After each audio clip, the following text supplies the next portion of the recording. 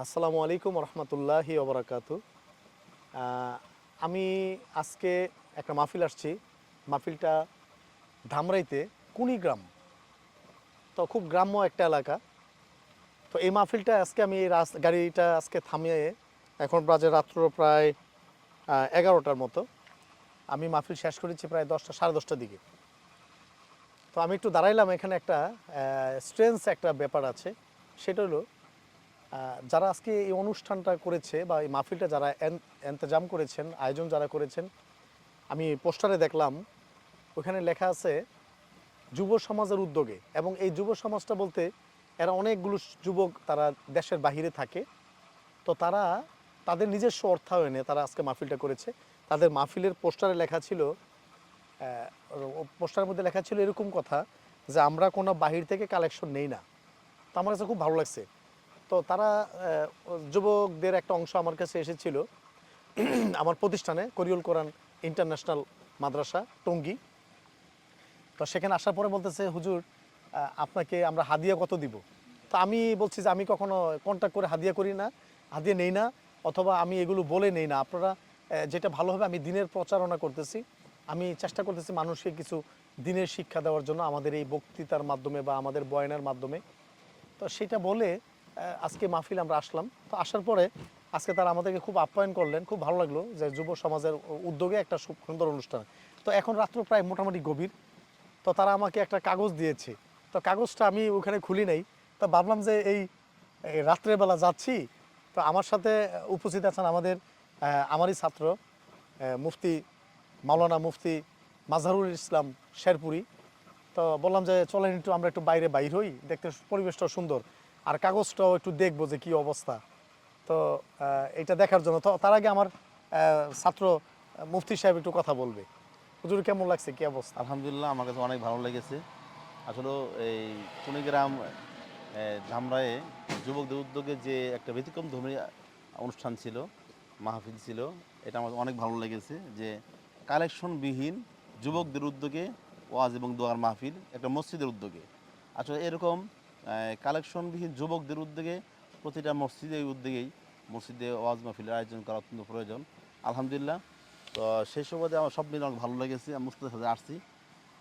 তো এখন আমরা দেখি একটু যে হাদিয়াটা কি জি জি। হয়।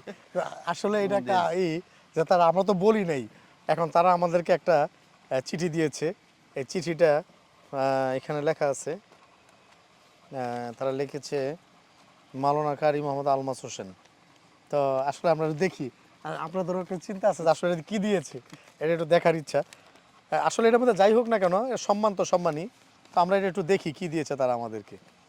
তো এখানে আমরা অনেক বক্তাদেরকে দেখি, বক্তারা টাকার মধ্যে দেখে 10 টাকার নোট, 5 টাকার নোট দিয়ে বড় বান্ডিল করে দেয়।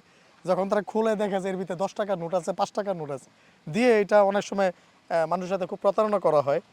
তা আমি এই যে মাত্র এটা খুললাম, এখানে আসলে আমরা দেখি কত টাকা আছে, একটু আমার মনে হয় গুনি না, কি বলেন হুজুর, জি গুনবো? জি জি ইনশাল্লাহ। আচ্ছা ঠিক আছে, দেখি 1 2 3 4 5। হ্যাঁ, ওনারা আমাদেরকে 5,000 টাকা দিয়েছে। আসলে এই টাকাটা বড় কথা না।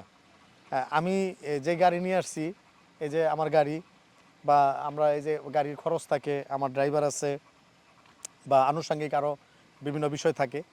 তো আসলে এটা বড় কথা না। আমার সাথে আমার ক্যামেরাম্যান আছে সৌরভ। সব দিক মিলে আসলে এই যে আমরা টাকার জন্য আমরা বক্তা হই না, বা আমরা কোনো অনুষ্ঠানে এইভাবে যাই না।